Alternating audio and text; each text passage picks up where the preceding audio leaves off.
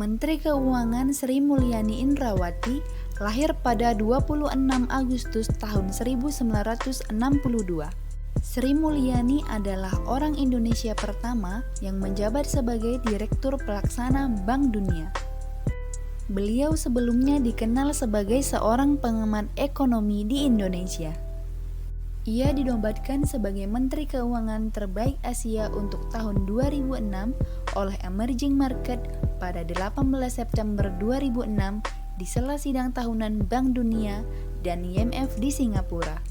Ia juga terpilih sebagai wanita paling berpengaruh ke-23 di dunia versi majalah Forbes tahun 2008. Wanita paling berpengaruh kedua di Indonesia versi majalah Globe Asia bulan Oktober tahun 2007. Berorientasi pelayanan. Ibu Sri Mulyani mengucurkan dana sebesar 7,4 triliun rupiah untuk perbaiki jembatan dan jalan rusak di seluruh penjuru Indonesia. Beliau mengatakan bahwa kegiatan pencairan untuk perbaikan jalan dan jembatan ini dapat mempercepat akselerasi kegiatan ekonomi tanah air. Akuntabel. Ibu Sri Mulyani sebagai seorang Menteri Keuangan merupakan sosok yang akuntabel, bertanggung jawab atas jabatan yang diberikan kepadanya. Beliau mampu membawa Indonesia menjadi negara dengan tingkat transparansi pengelolaan APBDN tertinggi se-Asia Tenggara, peringkat 17 dari 120 negara di dunia pada Open Budget Survey 2021 yang dilaksanakan di International Budget Partnership. Ibu Sri Mulyani juga sosok pemimpin yang tegas yang dapat dilihat dari konsisten dalam memperbaiki, meningkatkan, dan menerapkan tata kelola birokrasi yang baik sesuai standar yang tinggi pada pengelolaan keuangan negara. Kompeten. Ibu Sri Mulyani menjalankan tugas sangat baik. Beliau sukses memulihkan ekonomi Indonesia pada masa pandemi COVID tahun 2021 serta mampu meningkatkan pertumbuhan ekonomi sebesar 3,69% pada kuartal keempat, yang dari minus 0,7% di kuartal pertama. Dan ekonomi Indonesia pada tahun 2022 tumbuh sangat luar biasa, yaitu 5,3%. Harmonis. Salah satu sikap perilakunya menghargai setiap orang apapun latar belakangnya. Menteri Keuangan Sri Mulyani adalah seorang penggalang dana untuk anak-anak di Muara Gembong.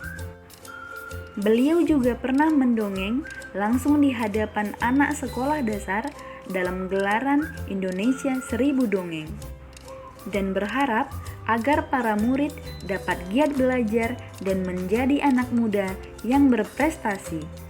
Tindakan beliau merupakan salah satu wujud penerapan core value ASN harmonis, yaitu menghargai setiap orang apapun latar belakangnya.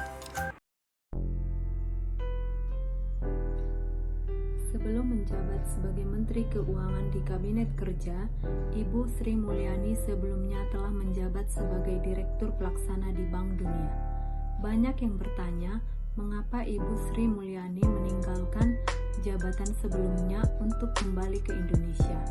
Ibu Sri Mulyani menjawab, jika negara memanggil, maka ia tak bisa menolak, karena panggilan negara merupakan wujud kecintaannya terhadap Indonesia.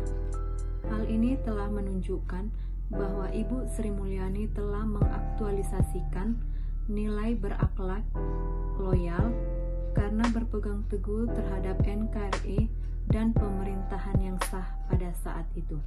Adaptif. Dikarenakan efek pandemi COVID-19, Sri Mulyani melakukan berbagai inovasi terkait jalannya fungsi keuangan negara.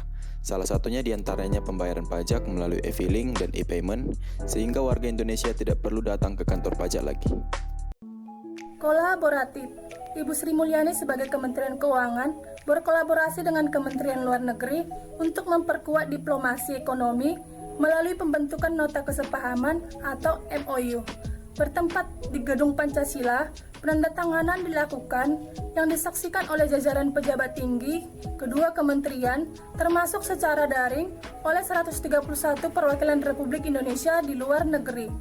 Menteri Keuangan Ibu Sri Mulyani dalam sambutannya menyampaikan bahwa nota kesepahaman ini merupakan terobosan dalam mendorong dan memperluas kapasitas BUMN dan UMKM di tengah ketidakpastian pasar global.